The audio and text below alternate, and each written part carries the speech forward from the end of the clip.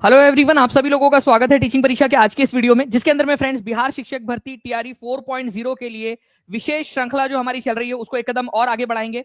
मैं आपको बता दूं फ्रेंड्स कि आज के सेशन के अंदर में बहुत ही इंपॉर्टेंट वाले क्वेश्चंस हम लोग देखने वाले हैं और साथ ही साथ आज मैं आप लोगों के लिए एक मोटिवेशन भी लेकर आया हूं। आप लोगों के लिए एक ऐसा मोटिवेशन जिससे कि आप लोग अपनी पढ़ाई को खुद से करने लगोगे। आपके अंदर में एक इंटरनल मोटिवेशन आने लगेगा। तो ये पूरा सेशन देखिए, थोड़ी देर में मैं आप लोगों को बताता हूं उसके बारे में भी।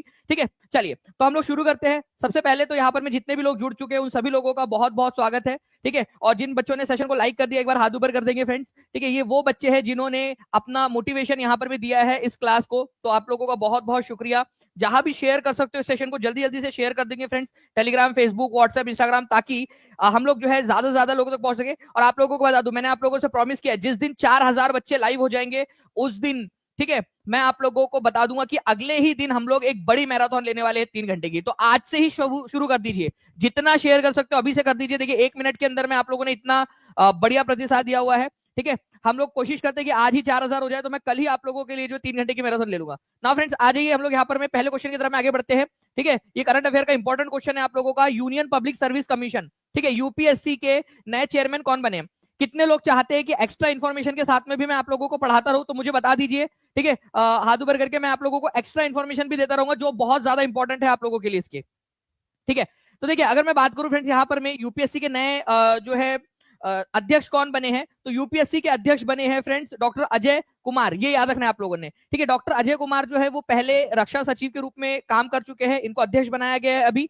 ठीक है, और आप लोगों को बताना चाहूंगा कि यूनियन पब्लिक सर्विस कमीशन, ठीक है, ये एक इंपॉर्टेंट पॉइंट है आप लोगों का। ये कौन से नंबर के, भारत के संविधान के कौन से नंबर के पार्ट में दिया गया है?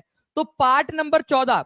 यूपीएससी या पीसीएस जितनी भी होते हैं, ठीक है, पीएससी जितने भी है पब्लिक सर्विस कमीशन, उनके बारे में या लोक सेवा आयोग के बारे में जानकारी कौन से वाले पार्ट में दी गई है भारत के संविधान के? तो पार्ट नंबर 14 जो है, पार्ट नंबर 14 इस तरीके से लिखा जाता है। ठीक है, पार्ट नंबर 14, इसके आर्टिकल नंबर, ठीक है, आर्टिकल नंबर 315 के अंदर में बोला गया है। 315 सब क्लॉज 1 में बोला गया है यूपीएससी के बारे में। ठीक है, मतलब यूनियन पब्लिक सर्विस कमीशन और state public service commission. Even BPSC जो है वो भी आर्टिकल नंबर 315 1 के तहत काम करती है। और 315 2 में बोला गया है, 315 सब क्लॉज 2 में बोला गया है कि अगर कोई दो राज्य आपसी सहमति से चाहे तो ज्वाइंट पब्लिक सर्विस कमीशन बना सकते हैं। Joint public public service commission, ठीक है, मतलब कि वो दोनों के लिए क्या रहेगा, दोनों के लिए सेम जो है वो पब्लिक सर्विस कमीशन जो है वो काम करेगा। ठीक है, आर्टिकल नंबर 315 2 कहते हैं। बट क्या आप लोग मुझे बता सकते हो कि ऐसे कितने राज्य या यूनियन टेरिटरीज है जिनके पास में संघ जो है ज्वाइंट संयुक्त लोक सेवा आयोग है? ये आप लोगों के दिमाग की घंटी बजाने वाला क्वेश्चन है। देखते हैं कि यहां पर में कितने लोग आंसर कर पाते हैं। ठीक है, ये हाई लेवल क्वेश्चन, यहां पर में आप लोगों का एकदम टेस्टिंग हो जाएंगी आप लोगों की बहुत अच्छी सी। तो देखिए friends, union public service commission के बाद हमने क्या क्या सीखा वो बता देता हूं। हमने देखा कि यूपीएससी के नए चेयरमैन जो है बने हैं डॉक्टर अजय कुमार बने हैं। ठीक है, ये याद रखना है आप लोगों ने। ठीक है, डॉक्टर अजय कुमार यूपीएससी के नए चेयरमैन बने, ये आपका हो गया। उसके बाद में पार्ट नंबर 14 के अंदर में दिया हुआ है आर्टिकल नंबर 315 में कि एक यूनियन पब्लिक सर्विस कमीशन होगा, यूपीएससी होगा, और अलग अलग राज्यों के अंदर में स्टेट पब्लिक सर्विस कमीशन होंगे। ये दोनों ही चीजें आर्टिकल नंबर 315 सब क्लॉज 1 में लिखी गई है। अगर कोई दो राज्य चाहे, दो या दो से ज्यादा राज्य चाहे, तो वो ज्वाइंट पब्लिक सर्विस कमीशन भी बनवा सकते हैं। ठीक है, ये आर्टिकल नंबर 315 के दूसरे वाले पैराग्राफ में लिखा है, इसी वजह से इसको सब क्लॉज 2 बोला जाता है। तो 315 में ही दिया गया है। यूनियन पब्लिक सर्विस कमीशन के अध्यक्ष की नियुक्ति कौन करेगा? बहुत ही इंपॉर्टेंट पॉइंट है। ये नियुक्ति किया किसने? डॉक्टर अजय कुमार जो है इनकी नियुक्ति हुई है, किया किसने? नियुक्ति तो हो गई, किसने किया? अब आपको बता दूं फ्रेंड्स, इनकी नियुक्ति जो है वो राष्ट्रपति ने किया है। ठीक है, राष्ट्रपति नियुक्ति करता है। राष्ट्रपति यूपीएससी के जो चेयरमैन और उनके जो अध्यक्ष, जो उनके सदस्य होते हैं, उनकी नियुक्ति राष्ट्रपति करता है। ये आर्टिकल नंबर 316 में दिया गया है। ठीक है, आर्टिकल नंबर 316 के अंतर्गत। ठीक है, कि नियुक्ति कौन करेगा? अध्यक्षों की और जो सदस्य है उनकी, अध्यक्ष और सदस्य की नियुक्ति राष्ट्रपति करेगा। ये आर्टिकल नंबर 316 में दिया गया है। जितना ज्यादा आप लोगों का रिस्पांस रहेगा उतना अच्छे से आपको पढ़ाओगे, उतना अच्छे से आप लोगों को पढ़ाने का मोटिवेशन आएगा। ठीक है, उतना ज्यादा हमें जो है हिम्मत आती है कि आपको और अच्छे से पढ़ाया जाए। जैसे कि मैं देख पा रहा हूँ फ्रेंड्स, 4 मिनट में आप लोगों ने 900 से ज्यादा लाइक्स कर दिए हैं, 1500 के करीब हम लोग पहुंच गए 4 मिनट के अंदर में। एक बार दबा के शेयर मार दीजिए ताकि हम लोग 4000 आज ही क्रॉस कर जाए। ठीक है, लाइक एंड शेयर करते रहेंगे सभी के सभी। ये आप लोगों को समझ में आ गया फ्रेंड्स क्या क्या बोला? एक बार रिवाइज करवा दूं मैं आप लोगों को थोड़ी देर में। ठीक है, कितने लोग चाहते हैं थोड़ी देर में सारा का सारा रिवाइज करवा दूं? ठीक है, बने रहिए आप लोग, मैं आपको रिवाइज करवा दूंगा थोड़ी देर में। अब देखिए एक क्वेश्चन और बन सकता है कि यूपीएससी के जो चेयरमैन होते हैं उनकी उनका कार्यकाल कितने समय का होता है? तो उनका जो कार्यकाल है फ्रेंड्स, या तो 6 साल, ठीक है, या फिर ठीक है 65 साल की जो आयु है, जो भी पहले हो जाए वो हट जाएंगे। 6 साल का कार्यकाल होता है, ये आपको पेड क्लास में मैंने पूरा का पूरा जो है इंपॉर्टेंट इंस्टीट्यूशन में पढ़ाया हुआ है। 6 साल या फिर 65 साल की आयु। मान लो कि जो है कोई व्यक्ति अभी 55 साल का है फॉर एग्जाम्पल, तो 6 साल मतलब 61 साल का होए तक वो पूरा का पूरा जो है कार्यकाल संभालेगा। लेकिन अगर कोई व्यक्ति 63 साल की उम्र में बनता है तो वो 2 साल में ही 65 साल का हो जाएगा, तो 2 साल का ही उसका कार्यकाल रह जाएगा। फिर जो भी इन दोनों में से जो पहले हो जाए वो उसका कार्यकाल रहेगा, 6 साल या 65 साल की उम्र जो पहले हो जाए। नाउ फ्रेंड्स एक इंपॉर्टेंट वाला क्वेश्चन, ठीक है, सोन नदी जो बिहार में गंगा नदी में मिलती है, कहां से निकलती है ये बताना है आप लोगों ने। सोन नदी जो कि गंगा नदी की एक सहायक नदी है। अब एक क्वेश्चन एक और बनता है फ्रेंड्स, ठीक है, जो हम लोगों ने रिवर वाले लेक्चर के अंदर में किया भी है और मुझे उम्मीद है कि आप लोग इसका आंसर कर पाओगे। ठीक है, तो आपको बताना है कि सोन नदी गंगा नदी की राइट हैंड ट्रिब्यूटरी है या लेफ्ट हैंड ट्रिब्यूटरी, दाएं हाथ से मिलती है बाएं हाथ से मिलती है। ठीक है, तो आपको एक चीज पता होनी चाहिए कि अमरकंटक प्लेटू है मध्य प्रदेश छत्तीसगढ़ के बॉर्डर के अंदर में, यहां से सोन नदी निकलती है। ठीक है, और गंगा नदी के अंदर में बिहार में आकर मिलती है, ये आप लोगों ने याद रखना था। ठीक है, तो कहां से निकलती है? अमरकंटक प्लेटू से, अमरकंटक का जो पठार है वहां से निकलती है। ठीक है, माइकल रेंज, यहां पर में माइकल, अमरकंटक का पठार जो है उसके ऊपर में माइकल रेंज है, माइकल पर्वत श्रृंखला, माइकल पर्वत श्रृंखला। कहां पर में माइकल पर्वत श्रृंखला? ठीक है, माइकल पर्वत श्रृंखला कहां पर में है? कौन से पठार के ऊपर में है? एक पठार का मतलब होता है एक टॉप, ठीक है, टेबल टाइप लैंड, थोड़ा सा मतलब बाकी आसपास के इलाकों से थोड़ा ऊपर उठा हुआ जो लैंड होता है, थोड़ा ऊंचाई पर हल्का सा उठा हुआ होता है, उसको प्लेट्यू या पठार बोला जाता है। ठीक है, तो ये यहां पर में जो पठार है अमरकंटक पठार, अमरकंटक प्लेट्यू, वहां पर में माइकल हिल्स है, माइकल पर्वत श्रृंखला है। ठीक है, वहां से निकलती है, ठीक है, सोन नदी। ये याद रखना है आप लोगों ने, इंपॉर्टेंट पॉइंट है, और बिहार के अंदर में आकर मिल जाती है ना। अब एक क्वेश्चन ये भी बनता है आप लोगों का कि भाई अगर आप लोगों से मान लीजिए ये पूछ लिया जाए, सोन नदी गंगा नदी में बिहार के कौन से जिले के अंदर में आकर मिलती है, तो आप लोगों का आंसर क्या होगा? ये आप लोग जल्दी से कमेंट करके बताइए यहां पर में। ठीक है, तो पटना के अंदर में मानेर नाम की जगह है, अगर आप लोगों को पता हो, पटना के अंदर में मानेर नाम की जगह, वहां पर में अगर सोन नदी जो है गंगा में मिल जाती है पटना के अंदर में, ये भी याद रखना है आप लोगों ने, इंपॉर्टेंट पॉइंट है। तो प्लीज इस पर्टिकुलर पॉइंट को याद रख लीजिएगा आप लोग। ठीक है, अगर मैं कहीं पे लिख पाऊँ इसको आप लोगों के लिए एक्स्ट्रा पॉइंट, क्योंकि आप बहुत अच्छे से पढ़ रहे हो, इसी वजह से एक्स्ट्रा पढ़ाने में मजा भी आता है आप लोगों को। तो सोन नदी गंगा नदी में कहां पे मिलती है लिखेंगे आप लोग, मानेर नाम की एक जगह है, ठीक है, पटना के अंदर में, पटना में मानेर नाम की जगह वहां पर में मिलती है। ओके, चलिए एक आपका क्वेश्चन आया था फ्रेंड्स आपका कि पुनपुन नदी कहां पर में मिलती है। ठीक है, ये आया था ना क्वेश्चन आप लोगों का, पुनपुन नदी गंगा में कहां पर में जाकर मिलती है, कौन से इलाके में, कौन सी जगह पे? कितने लोगों को याद है? फतुहा। ठीक है, याद आ रहा होगा अगर आप लोगों को, तो फतुहा नाम की जगह, एक क्वेश्चन आया था आप लोगों का एग्जाम के अंदर में। तो जो बच्चे पढ़ना चाहते हैं, जो आगे बढ़ना चाहते हैं, वो टीचिंग परीक्षा के साथ में पढ़िए यहाँ पर, क्योंकि आपको एग्जाम से रिलेटेड पूरा का पूरा क्वेश्चन। फ्रेंड्स यहाँ पर मैं देखिए, नर्मदा नदी भी अमरकंटक पठार से निकलती है और सोन नदी भी अमरकंटक पठार से निकलती है। नर्मदा नदी जाकर मिलती है, ठीक है, अरेबियन सी में, अरब सागर में, और सोन नदी गंगा नदी में जाकर मिल जाती है। बताइए ये कौन सी जगह होगी अगर मैं आपको मैप में पूछूं, ठीक है, कौन सा जिला होगा और कौन सी जगह होगी? एक आपका क्रिएटिव क्वेश्चन, क्रिएटिविटी के साथ में क्वेश्चन पूछते कि ये जगह कौन सी होंगी। समझ गए ना आप लोग, आप लोगों की क्रिएटिविटी बढ़ रही है यहाँ पर में, ये जगह कौन सी होंगी जहां पर में सोन नदी मिली है। अब देखते कितने लोग आंसर करते हैं। पुनपुन नदी का भी मैंने आपको बताया है, वो भी आप लोग कमेंट के अंदर में देखते कितने लोग लिख पाते हैं, क्योंकि जितना ज्यादा आप लोगों का रिस्पांस रहेगा उतना ही ज्यादा जो है फ्रेंड्स आप लोग और अच्छे से कर पाओगे। अभी मैं आपको थोड़ी देर में एक बहुत बड़ा और मोटिवेशन देने वाला हूँ। ठीक है, आपको पता है कि बिहार के अंदर में शिक्षकों की जो सैलरी है वो बढ़ गई है। ठीक है, अब बढ़कर आपको कितनी मिलेंगी वो आप लोगों को मैं अभी बताऊंगा थोड़ी देर में। बिहार में किस स्थान पर मौर्य काल के महत्वपूर्ण साक्ष्य मिले हैं? बिहार में, ठीक है, एक जगह ऐसी है जहां पर मैं मौर्य काल के, स्पेशली अगर मैं आपको बताऊं तो अशोका के समय के आप लोगों को जो है बहुत सारे सबूत यहां पर में मिले हैं। ठीक है, अशोका का महल जो था अशोका का, उसके भी सबूत आप लोगों को मिलते हैं। ठीक है, पटना में ये जगह है, ये मैंने आप लोगों को चलो एक हिंट दे दिया। ठीक है, जल्दी बताइए, मौर्य काल के अवशेष आपको मिलते हैं। बिहार जीके का एक इंपॉर्टेंट क्वेश्चन, पटना के अंदर में ये जगह है, ये भी मैंने आपको हिंट दे दिया है।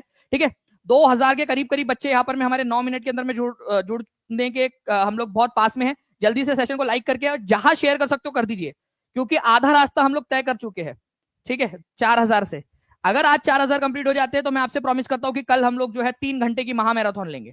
ठीक है, तो आप सभी लोग जल्दी से शेयर कर देंगे। तो कुम्हरार जो है नाम की जगह है फ्रेंड्स, ये पटना के अंदर में है, ये याद रखिएगा आप सभी के सभी, इंपॉर्टेंट है, पूछा जा सकता है। डायरेक्ट ये भी क्वेश्चन पूछ सकते हैं कुम्हरार कहां पर में है, सिंपल सा क्वेश्चन ये बन सकता है। तो पटना के अंदर में है, ये याद रखना है आप लोगों ने, ठीक है, कुम्हरार नाम की जगह, ठीक है। चलिए, कुम्हरार पटना के अंदर में, पटना के पास में, और यहाँ पर में अशोका के महल वगैरह के भी सबूत आपको मिले हैं, मौर्य काल के स्पेशली, ठीक है, सबूत आपको मिलते हैं, ठीक है। नाउ नेक्स्ट क्वेश्चन, आधुनिक बिहार के किन क्षेत्रों में अंग महाजनपद स्थित था, ठीक है। अंग महाजनपद, देखिए फ्रेंड्स आपको बताना चाहता हूं मैं कि बिहार के अंदर में अगर हम लोग बात करेंगे, ठीक है, तो उत्तर में यहां पर में जो था वो था वज्जी, ठीक है, वज्जी, ठीक है, वज्जी महाजनपद। दक्षिण में जो था, ठीक है, यहां पर में था मगध, मगध, ठीक है। जो पटना का इलाका, गया का इलाका, औरंगाबाद का जो आज का इलाका है, ये सारे के सारे कहां पर में थे आप लोगों के, मगध महाजनपद में थे। लेकिन अगर मैं इधर ईस्ट की बात करूं, ठीक है, भागलपुर, मुंगेर और बाकी सारे जो किशनगंज वगैरह आप लोगों का आता है, ठीक है, ये सारे के सारे आप लोगों के कहां पर में थे, ठीक है, ये आपके अंग महाजनपद के पार्ट थे। तो भागलपुर मुंगेर वाला जो इलाका, ये अंग महाजनपद का पार्ट हुआ करते थे।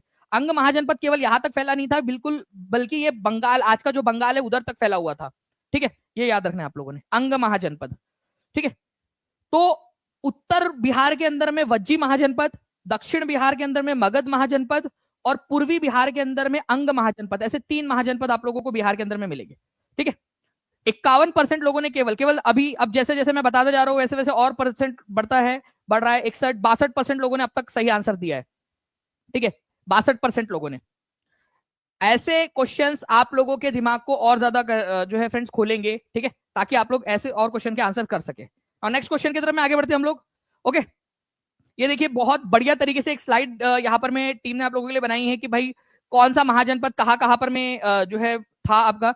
अंग महाजनपद की राजधानी क्या थी, चंपा थी, ये याद रख लेना है आप लोगों ने, जो आज के भागलपुर के अंदर में स्थित मिलती है आप लोगों को। मगध, ठीक है, राजगृह, पाटलिपुत्र, ठीक है, और जो है आपका गंगा के दक्षिण वाला जो इलाका था वो पूरा आप लोगों को यहाँ पर में मिलेगा। और वज्जी जो है ये बिहार के गंगा नदी के उत्तर में स्थित था, ठीक है। नाउ नेक्स्ट क्वेश्चन, बिहार के किस प्रशासक ने बलबन को 63 हाथियों को उपहार भेंट किया जब वह सिंहासन पर बैठे थे।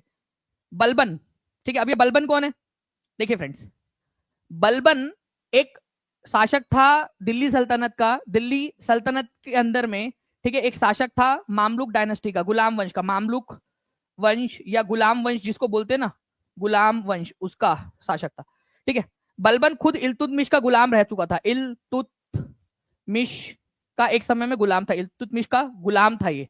इसी वजह से इस वंश को गुलाम वंश बोलते हैं, क्योंकि कई सारे गुलाम ही, ठीक है, पहले राजाओं के गुलाम थे, वही शासक बने आगे जाकर। तो बलबन जब राजा बना तो बिहार का एक शासक था जिसने 63 हाथी भेजे, ठीक है।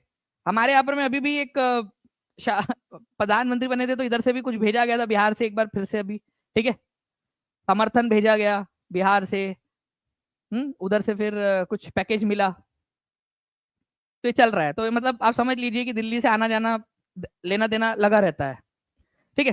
तो बलबन जब दिल्ली सल्तनत का सुल्तान बना तो 63 हाथियों को उपहार किसने भेजा था, तो ये भेजा था तातार खान करके। तातार खान जो है वो बिहार का उस समय में शासक था, तातार खान।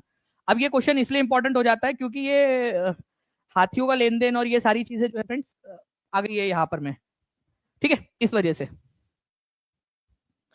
तो प्लीज इस पर्टिकुलर पॉइंट को याद रखिएगा आप लोग। बलबन जब शासक बना तो बिहार का कौन सा शासक था जिसने 63 हाथी भेंट किए थे, ठीक है। तो ये क्वेश्चन इंपॉर्टेंट है, प्लीज इस पर्टिकुलर पॉइंट को आप लोग याद रखिएगा, ठीक है, आगे में पूछे जाने की संभावना बनती है आप लोगों की।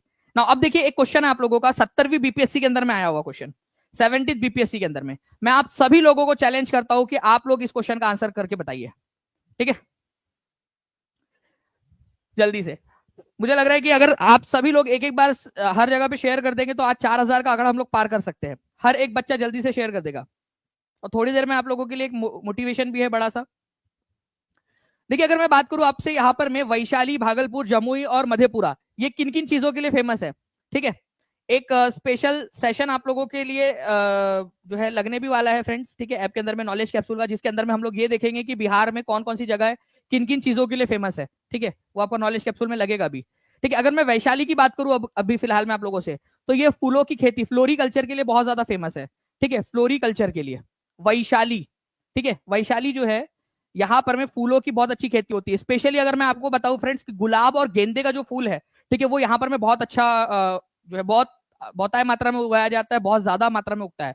ठीक है, तो वैशाली पुष्प कृषि या फिर फ्लोरिकल्चर उसके लिए फेमस है बहुत ज्यादा। प्लीज इसको याद रखिएगा, गुलाब और गेंदे के फूल के लिए स्पेशली। भागलपुर को तो खुद सिल्क सिटी कहा जाता है। ठीक है, जो है सिल्क सिटी इसको बोलते हैं, रेशमी वस्त्रों के उत्पादन के लिए। ठीक है, बहुत ज्यादा फेमस है। ठीक है, तो भागलपुर किस चीज के लिए फेमस है भाइयों? ठीक है, और उन सभी की बहनों, सिल्क टेक्सटाइल के लिए, रेशम उत्पादन के लिए। और भागलपुर को जो है क्या कहा जाता है? सिल्क सिटी कहा जाता है। लिख देंगे सभी लोग, सिल्क सिटी किसको कहा जाता है? ठीक है, सिल्क सिटी भागलपुर को कहा जाता है। जमुई की बात करूं फ्रेंड्स आप लोगों से, तो कितने लोगों को पता है कि जमुई के अंदर में बहुत सारा जो है फ्रेंड्स सोने का भंडार मिला है जमुई डिस्ट्रिक्ट के अंदर में। तो खनिज समृद्ध जिला है ये, खनिजों से बहुत ज्यादा, ठीक है, समृद्ध है जमुई।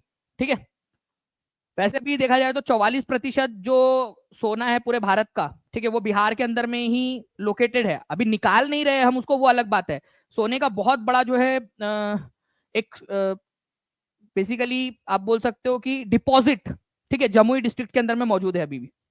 ओके, तो सोना सोना सोना के लिए बहुत ज्यादा फेमस है। और वैसे भी और भी बहुत सारे जमुई के अंदर में जो है बहुत सारे आप लोगों को मिनरल्स मिल जाते हैं। खनिज समृद्ध जिला है ये। ठीक है, सोने के ये पाए जाते हैं। मधेपुरा के अंदर में जो है फ्रेंड्स आप लोगों को बता दूं कि रेल कोच फैक्ट्री स्थापित की गई है यहाँ पर में। ठीक है, तो ये एक इंपॉर्टेंट पॉइंट आप लोगों का बन जाता है कि बिहार के कौन से जिले के अंदर में रेल कोच फैक्ट्री बनाई गई है। तो मधेपुरा के अंदर में बनाई है इलेक्ट्रिक लोकोमोटिव फैक्ट्री। ठीक है, ये आप लोगों को याद रखना है। भारतीय रेलवे और फ्रांस की जो एक कंपनी थी, उसका नाम एस्टॉम था, एस्टॉम, AISTOM, एस्टॉम, उनके द्वारा स्थापित की गई ये फैक्ट्री थी। मेक इन इंडिया पहल के तहत इसको बनाया गया था।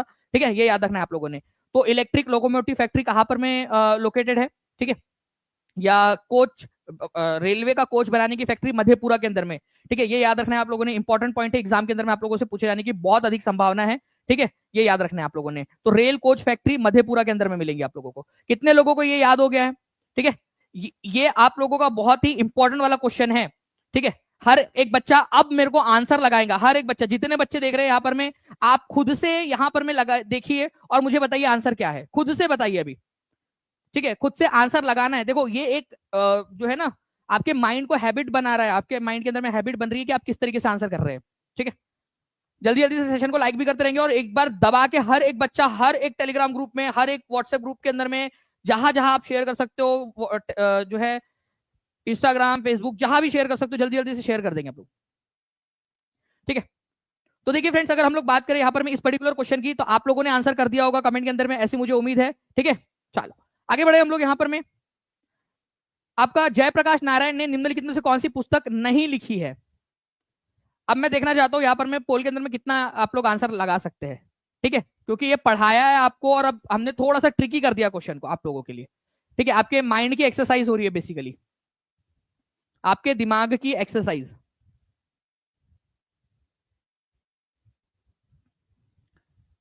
बताइए इनमें से कौन सी पुस्तक जो है वो नहीं लिखी है?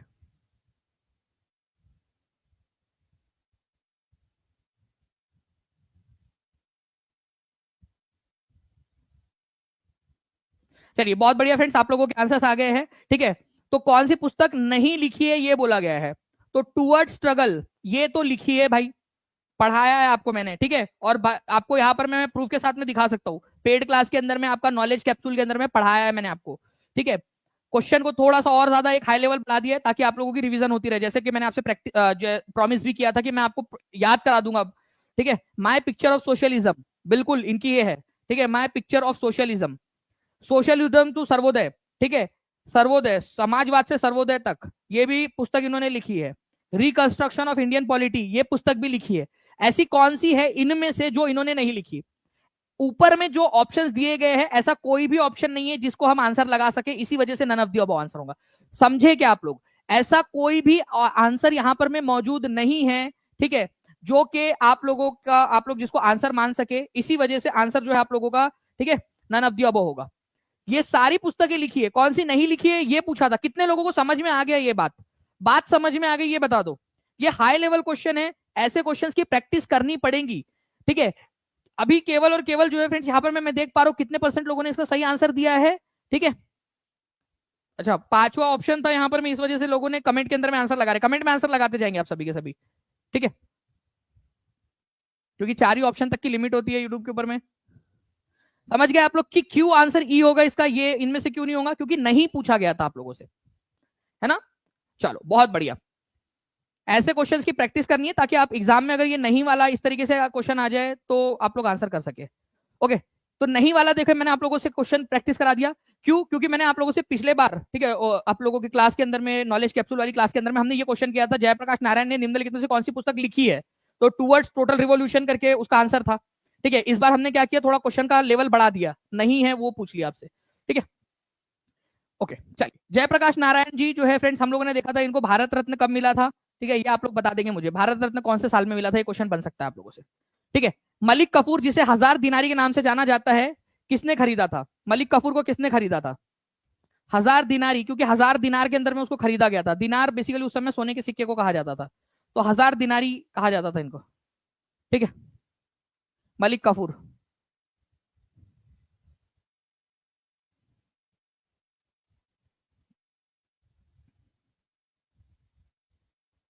चलिए, तो देखिए फ्रेंड्स, अगर मैं आप लोगों से बात करूं कि मलिक काफूर जो है, जिसको 1000 दिनारी के नाम से जाना जाता था, 1000 दिनार में गुजरात में इसको खरीदा गया था, किसके द्वारा, नुसरत खान के द्वारा। ठीक है, नुसरत खान ने इसको खरीदा था, और किसको गिफ्ट किया था, अलाउद्दीन खिलजी को गिफ्ट किया था। ये याद रखना आप लोगों ने, अलाउद्दीन खिलजी को ये गिफ्ट किया गया था। इसी वजह से इसका एक्चुअल आंसर जो होगा वो होगा नुसरत खान हो जाएगा। ये क्वेश्चन एग्जाम के अंदर में, बीपीएससी के प्रीलिम्स के अंदर में ये क्वेश्चन आ चुका है। ठीक है, तो आप लोगों से आगे में किसी भी एग्जाम में पूछे जाने की संभावना है। नुसरत खान जो था, उन्होंने गुजरात में इसको खरीदा था, 1000 दिनारी इसको कहा जाता था, क्योंकि 1000 दिनार में इसको खरीदा था। ठीक है, अलाउद्दीन खिलजी का बॉयफ्रेंड था ये। ठीक है, बेसिकली ओके, अलाउद्दीन खिलजी का बॉयफ्रेंड था, नुसरत खान ने इसको खरीदा था, और मलिक काफूर को अलाउद्दीन खिलजी को सौंप दिया था। तो आंसर इसका ऑप्शन नंबर सी हो जाएगा फ्रेंड्स। ठीक है, नाउ बिहार राज्य जल विद्युत निगम की स्थापना निम्नलिखित में से किस वर्ष हुई थी। इंपॉर्टेंट मार्क करेंगे इस क्वेश्चन को आप लोग। ठीक है, बहुत सारे बार एग्जाम में आ चुका है इसी वजह से। ठीक है, बिहार राज्य जल विद्युत निगम की स्थापना निम्नलिखित में से किस वर्ष हुई थी। एक बार जल्दी से दबा के लाइक एंड शेयर करते रहेंगे आप सभी के तभी सभी, और जिन लोगों ने अब तक चैनल को सब्सक्राइब नहीं किया, चैनल को सब्सक्राइब कर लेंगे सभी। बिहार राज्य जल विद्युत निगम की स्थापना निम्नलिखित में से किस वर्ष हुई थी। ठीक है, ये क्वेश्चन पूछा जा रहा है। तो देखिए, जल विद्युत निगम कि भाई जो हाइड्रो इलेक्ट्रिसिटी है उसको बनाना, जो नदी का पानी होता है उसके जरिए टरबाइन को घुमाना, नदी के पानी को इतना स्पीड में जो है वो पाइप्स के जरिए या डैम के जरिए छोड़ा जाए टरबाइन पे, कि टरबाइन गोल गोल घूमे, और टरबाइन गोल घूमेगा तो इलेक्ट्रिसिटी जनरेट होगी, जल विद्युत। ठीक है, हाइड्रो इलेक्ट्रिसिटी बनाने के लिए, तो इसके लिए जो बनाया गया था आपका बिहार राज्य जल विद्युत निगम, ठीक है, ये बनाया गया था 1982 के अंदर में, ये याद रखिएगा आप सभी के सभी। ठीक है, इंपॉर्टेंट है, एग्जाम के अंदर में आप लोगों से पूछा जा सकता है। ओके, तो बिहार राज्य जल विद्युत शक्ति निगम 1982 के अंदर में बनाया गया था। डायरेक्ट क्वेश्चन, और इसको रिवीजन के जरिए ही याद किया जा सकता है, बार बार रिवाइज करोगे याद हो जाएगा आप लोगों को। Okay, now friends, which of the following book was written by Abbas Khan Sherwani. Abbas Khan Sherwani के द्वारा कौन सी पुस्तक लिखी गई थी।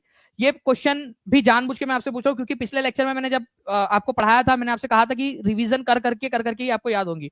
तो अब्बास खान शेरवानी जो है, इन्होंने, ठीक है, बिहार के ही एक शासक हुए थे, उनके बारे में लिखा है। जिन बच्चे ने पिछला लेक्चर रिवाइज किया होगा उसको याद होगा ये चीज। ठीक है, तो आप लोग यहाँ पर में देखिए फ्रेंड्स, टीचिंग परीक्षा की टीम ने आप लोगों के लिए लगा भी दिया यहाँ पर में, निम्नलिखित में से किस लेखक ने तारीख शेरशाही लिखी है। ठीक है, तो शेरशाह सूरी के ऊपर में पुस्तक लिखी गई थी, अब्बास खान शेरवानी ने इसको लिखा है, तारीख शेरशाही, अब्बास खान शेरवानी ने। ठीक है, तो ये जो क्वेश्चंस मैं आपको करा रहा हूं, इसको अलग अलग तरीके से कैसे पूछा जा सकता है, उसके लिए रिवीजन करना बहुत जरूरी है, और टीचिंग परीक्षा हमेशा रिवीजन के ऊपर में जोर देता है, ताकि आप लोगों ने जो पढ़ा है उनको आप याद रख सके। तो तारीख शेरशाही, ठीक है, तारीख शेरशाही अब्बास खान सरवानी जो है उनके द्वारा लिखी गई थी। ठीक है, जिसके अंदर में शेरशाह सूरी के शासन काल के बारे में जानकारी दी गई है। शेरशाह सूरी की मृत्यु के करीब करीब 35 साल बाद ये पुस्तक लिखी गई थी, इसको कंपाइल करके पूरा किया गया था। बट शेरशाह सूरी के बारे में बहुत सारी जानकारी आप लोगों को तारीख शेरशाही के अंदर में मिलती है। ठीक है, शेरशाह सूरी के बारे में मैंने आप लोगों से कहा था कि शेरशाह सूरी का असली नाम क्या था। ठीक है, ये आप लोगों को मैंने पूछा था। ठीक है, तो वो आप लोग कमेंट करके जल्दी से बता देंगे। निम्नलिखित में से कौन सा जिला उत्तर पश्चिम जलोढ़ या दोमट मिट्टी जो है, ठीक है, उसका हिस्सा नहीं है। बिहार पुलिस ऐसा है, मेमोरी बेस्ड क्वेश्चन के अंदर में आया हुआ क्वेश्चन है आपका, ये बताइए जल्दी से इसका आंसर क्या होगा।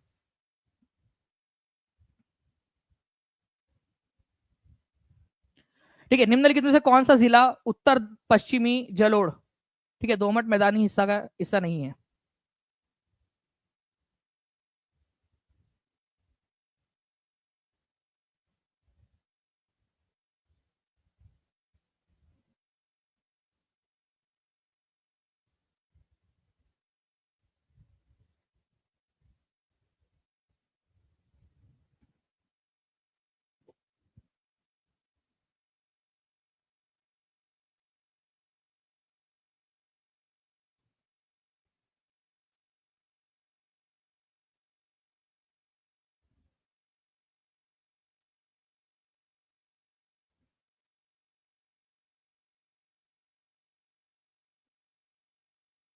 चलिए बहुत बढ़िया फ्रेंड्स, आप लोगों के यहाँ पर मैं आंसर्स आ गए हैं। ठीक है, तो अगर मैं आप लोगों से बात करूं कि उत्तर पश्चिम, ठीक है, उत्तर पश्चिम अगर हम लोग यहाँ पर मैं बात करें, तो पूर्णिया जो है वो आप लोगों को कहा उत्तर पश्चिम में मिलेगा या पूरब में मिलेगा? पूर्णिया, पूर्णिया जिला भाई ईस्टर्न साइड में है, ईस्ट के अंदर में है।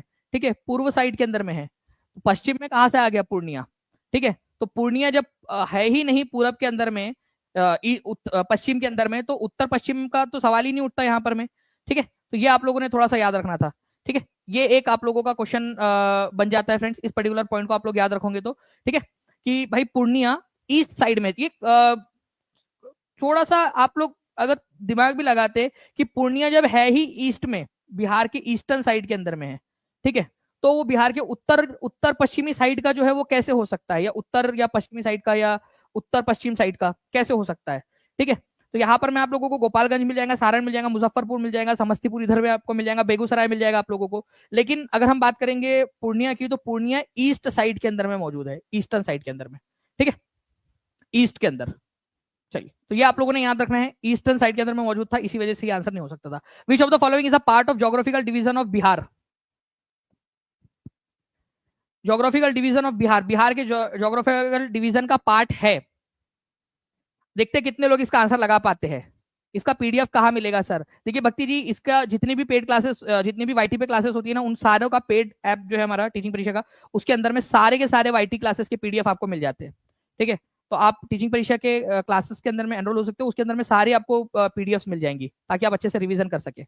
और मैं आपको बता दूं कि अभी भी आप लोगों के पास में मौका है, जितने भी लोग जुड़ना चाहते हैं टीचिंग परीक्षा के साथ में, वो लोग जुड़ सकते हैं, ताकि आप लोग अपनी तैयारी को और ज्यादा बेहतर कर सके। ठीक है, कई बाद में ऐसा ना हो कि आप लोग ये सोचे कि काश उस समय जुड़ गए होते टीचिंग परीक्षा के साथ में, ठीक है, तो आज एग्जाम क्लियर हो गई होती।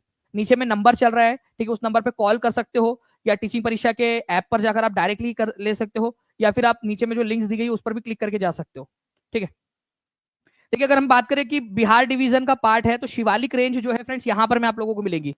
ठीक है, अगर मैं बात करूं बिहार की, ठीक है, तो यहाँ पर में शिवालिक रेंज है, इधर साइड में ऊपर में शिवालिक रेंज। ओके, हिमालय की सबसे नीचे वाली जो श्रेणी होती है उसको शिवालिक कहा जाता है, तो शिवालिक बिहार के अंदर में है। बिहार का मैदानी इलाका बिहार में नहीं होगा तो कहाँ पर में होगा? ठीक है, इसके बारे में भी हम लोगों ने बात की थी।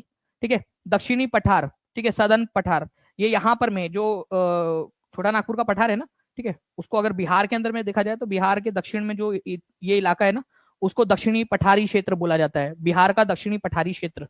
ठीक है, यहाँ पर में तो शिवालिक है, गंगा का मैदानी इलाका है, दक्षिणी पठारी क्षेत्र है, तीनों है यहाँ पर में। तो कौन सा वाला पार्ट है बिहार का? तो बिहार का तो more than one of the above answer हो जाएगा। कितने लोगों ने इसका आंसर लगा दिया था? हाथ ऊपर करिए जल्दी जल्दी से। कितनों को समझ में आ गया है वो भी हाथ ऊपर कर देंगे। 1860 लाइक्स हो चुके हैं, 2000 लाइक्स से हम लोग बहुत पास है, और 2852 बच्चे यहाँ पर मैं देख रहे हैं। अगर सारे 2852 बच्चे एक साथ सेशन को शेयर कर दे, तो कितने देर के अंदर में हम लोग जो है 4000 बच्चा पार कर सकते हैं? आप लोग खुद से बताइए अपना एनालिसिस करके कि कितने देर में हम कर सकते हैं। ठीक है, सोचिए आप लोग खुद कि 4000 हमें जो पार करना है वो हम लोग कितने स्पीड में कर सकते हैं, जल्दी से। नाउ देखिए फ्रेंड, बिहार राज्य के उत्तर पश्चिमी भागों में कौन सी भू आकृतियां पाई जाती है? ठीक है, ये बीपीएससी 2016 के अंदर में आया हुआ क्वेश्चन। बिहार राज्य के उत्तर पश्चिमी भाग में, उत्तर पश्चिमी भाग में यहां पर में, ठीक है जी, यहाँ की बात हो रही है उत्तर पश्चिमी, उत्तर पश्चिम में। ठीक है, तो यहाँ पर में सोमेश्वर हिल्स तो है, ठीक है, पहला वाला तो है सोमेश्वर हिल्स, आपको पता है कि पश्चिमी चंपारण जो है वहां पर में आपको मिलेगा। कैमूर प्लेटू, कैमूर का पठार कहाँ पर में? ये तो दक्षिण में है ना, ये तो हो ही नहीं सकता। उत्तर पश्चिम बोला, ये दक्षिण पश्चिम हो जाता है। ठीक है, नवादा की हिल्स ये भी दक्षिणी में आ जाएंगी, राजगीर की हिल्स जो है मध्य के अंदर में आ जाएंगी आप लोगों की, मध्य बिहार के अंदर में। ठीक है, तो ये भी आंसर नहीं होगा, ये भी आंसर नहीं होगा आप लोगों को। तो आंसर क्या हो जाएगा आप लोगों का फ्रेंड? सोमेश्वर हिल्स इसका आंसर हो जाएगा। कितने बढ़िया तरीके से आप लोगों ने आंसर कर लिया इस पर्टिकुलर क्वेश्चन का। ठीक है, ऐसे ही आप लोग आंसर करते रहिए। और मैं आपको बता दूं फ्रेंड्स कि अभी थोड़ी देर के अंदर में आप लोगों के लिए एक बहुत बड़ा मोटिवेशन, कितने लोग जो है, ठीक है, कितने लोग जो है चाहते हैं कि आप लोगों को मैं बता दूं कि आपकी जो सैलरी अब बढ़ गई है, ठीक है, जो डीए बढ़ा दिया गया है, उसके बाद में अब कितनी सैलरी मिलेगी, एक मोटिवेशन आप लोगों के लिए बड़ा सा। ठीक है, चलिए आगे बढ़ते हैं हम लोग फ्रेंड्स। यहाँ पर मैं हमारे बिहार के किस जिले में सबसे अधिक गेहूं का उत्पादन होता है? Very very very important question. सबसे अधिक गेहूं का उत्पादन कौन से जिले के अंदर में होता है, बताइए। कॉन्ग्रेचुलेशन, आप सभी लोगों को 2000 प्लस लाइक्स आप लोगों ने कर दिए। पेड कोर्स में कैसे जुड़े सर? सिंपल सा तरीका है, नीचे में जो नंबर चल रहा है उस पर कॉल कर सकते हो, या टीचिंग परीक्षा एप्लीकेशन डाउनलोड कर लीजिए, वहां से आपको मिल जाएगा।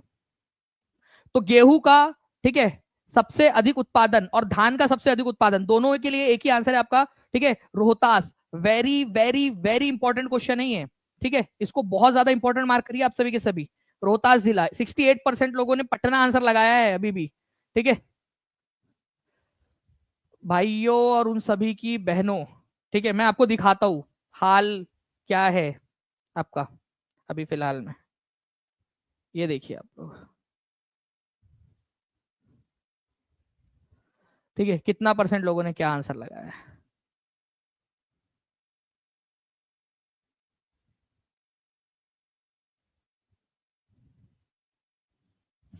देखिए, पटना लगाया है 65% लोगों ने। ठीक है, और केवल 20% लोग हैं जिन्होंने आंसर लगाया है रोहतास। ठीक है, रोहतास केवल 20% लोगों ने। और टीचिंग परीक्षा, मैं इसीलिए बोल रहा हूँ कि टीचिंग परीक्षा आप लोगों के लिए क्यों वन स्टॉप सॉल्यूशन है, क्यों आप लोगों को पढ़ना है, क्योंकि हमने इतनी सारी अपॉर्चुनिटीज आप लोगों को प्रोवाइड की हुई है। इवन ये सारा पूरे मैप्स आप लोगों को पेड क्लास के अंदर में प्रोवाइड कर दिए हैं। ठीक है, कि भाई गेहूं का सबसे अधिक उत्पादन कहां पर में होता है, तो वो आप लोग यहाँ पर में कर सकते हो। आप लोगों को चावल का सबसे अधिक उत्पादन कहां पर में होता है, तो ये भी आप लोग लगा सकते थे। मैंने अभी आपको बोला धान का, धान मतलब ही चावल आपका, ठीक है, कहां पर में होता है, तो रोहतास के अंदर में होता है। देखिए दोनों का दिया हुआ है और इस पर क्वेश्चन आए हैं एग्जाम के अंदर में। ठीक है, सर्वाधिक मक्के का उत्पादन कहां पर में होता है, कटिहार जिले के अंदर में होता है, ये आप लोगों को यहाँ पर मिल गया। ठीक है, ये आप लोगों को याद रखना है। ठीक है, उत्पादकता और उत्पादन के अंदर में फर्क ये है कि उत्पादन का मतलब होता है कि भाई कितने ज्यादा, ठीक है, उत्पादन हो रहा है, और उत्पादकता का मतलब होता है कि कम जमीन के अंदर में ज्यादा उत्पादन किया जा रहा है। ठीक है, मतलब छोटी जमीन में, मान लो कि किसी ने 1 एकड़ की जमीन में ही बोया और ज्यादा उगा दिया, तो उत्पादकता उसकी ज्यादा है, प्रोडक्टिविटी ज्यादा है। ठीक है, लेकिन प्रोडक्शन सबसे ज्यादा कहाँ होता है, ओवरऑल नंबर में सबसे ज्यादा प्रोडक्शन कहां पर में होता है, ठीक है, तो वो होता है, ठीक है, उसको बोला जाता है उत्पादन कहां पर में सबसे ज्यादा है। इसके ऊपर में मैं पूरा का पूरा कि कौन सा जिला कौन सा इसमें है, सबसे ज्यादा आम का उत्पादन कहां पर में होता है, दरभंगा के अंदर में होता है। ठीक है, ये हो गया। जैसे गेहूं की बात करूं मैं, रोहतास के अंदर में सबसे ज्यादा उत्पादन होता है, लेकिन उत्पादकता, प्रोडक्टिविटी सबसे ज्यादा कहां पर में, मतलब कम जमीन में ज्यादा ज्यादा उत्पादन कर रहे हैं। ठीक है, कम जमीन के अंदर में, तो ये बेगूसराय के अंदर में। इस पर मैं पूरा का पूरा आपका सेशन लेने वाला हूं, लंबा सेशन, कि क्या उत्पादन, उत्पादकता और कैसे क्वेश्चन उसके ऊपर में बन सकते हैं।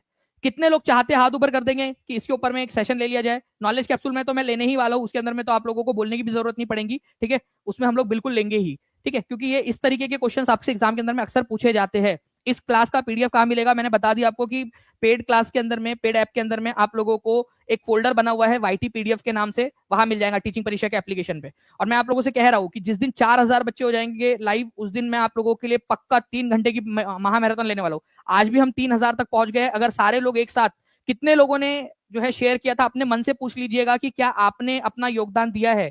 कितने लोगों ने लाइक कर दिया है सेशन को, क्या आपने अपना योगदान दिया है सेशन के अंदर में? अगर हाँ, तो आप संतुष्ट रह सकते हो। और जिन लोगों ने नहीं दिया है योगदान अपना अपना, ठीक है, वो बच्चे जो है यहाँ पर में ये सोचिए कि आप लोग उसमें योगदान नहीं दे रहे हो। ठीक है, चलिए नाउ फ्रेंड्स, मैं अब आप लोगों को लेकर चलता हूँ एक बहुत ही इंटरेस्टिंग जो है पार्ट की तरफ में आप लोगों के, जहां पर मैं, अगर मैं आपको बताऊंगा कि भाई आपका, ठीक है, वेतन कितना मिलने वाला है आपको। ओके, एक्चुअल सैलरी स्लिप के साथ में, एक्चुअल सैलरी स्लिप मैं आपको दिखाने वाला हूं अभी। तो क्या आप सभी लोग तैयार है? क्या सभी के सभी लोग तैयार है? अगर हाँ, तो जल्दी से जो एक सेशन लगा हुआ है आप लोगों का, उसके ऊपर में आप लोग आ जाइए। मैं आप लोगों को एक्चुअल सैलरी स्लिप जो है वो दिखा रहा हूं, पूरा का पूरा। ठीक है, तो जल्दी से आप लोग उसमें आ जाइए। मैं 1 मिनट के अंदर मैं वो सेशन के ऊपर में जुड़ रहा हूँ आप लोगों के साथ में। ठीक है, ये जो सेशन है आप लोगों का सरकारी अधिकारियों के साथ में, जो शिक्षकों का भी वेतन बढ़ गया है, डीए बढ़ गया, अब कितना मिलेगा और एक्चुअल में अभी फिलहाल में कितना मिल रहा है, एक मोटिवेशन आप लोगों के लिए। तो जल्दी से 1 मिनट के अंदर अंदर में मैं आप लोगों के साथ में मिल रहा हूँ, तो सभी लोग जल्दी जल्दी से आ जाइएगा। ठीक है, चलिए, thank you very much friends. मिलते हैं हमारे सैलरी स्लिप वाले वीडियो में। उसको सेशन को लाइक जरूर कर दीजिए आप लोग। अभी जाकर 1 मिनट के अंदर में मैं ज्वाइन हो रहा हूँ। ठीक है, तब तक आप लोग मुझे बताएंगे कि जो है जयप्रकाश नारायण की कोई एक पुस्तक का नाम बता दीजिएगा आप लोग। साथ ही साथ मुझे बता दीजिएगा कि तातर खान ने बलबन को कितने हाथी गिफ्ट किए थे जब वो शासक बना था।